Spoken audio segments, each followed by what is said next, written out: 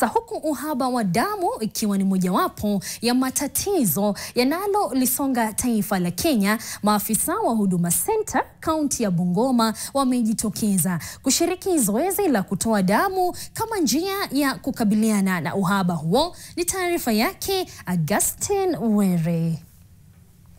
Na mwenzangu Lois pale studioni. Hapa nilipo ni mbele ya ofisi za Huduma Center ambapo zoezi la utoaji damu kwa maafisa wa Huduma Center linaendelea ili kuweza kuokoa maisha, na imesemekana kwamba kumekuwa na uhaba wa damu nchini na zoezi hili litasaidia kupunguza uhaba huo.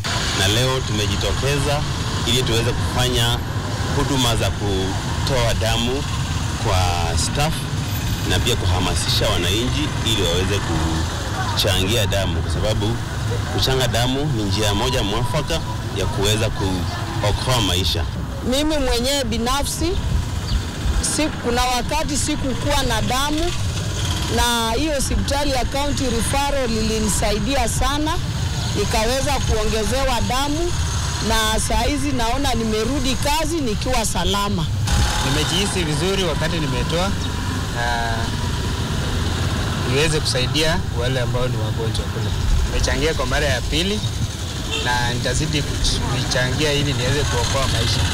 As Bungoma County tuko target yetu kwa mwezi 1,300 units. Sasa 1,350 pints of blood that we need for 1 month. Kwa sababu ya consumption iko high, we need people wajitolee na watoe damu. Kulingana na maafisa wa afya katika kaunti ya Bungoma, kumekuwa na uhaba wa damu katika kaunti hii, na zoezi hili litasaidia pakubwa ili kupunguza uhaba huo.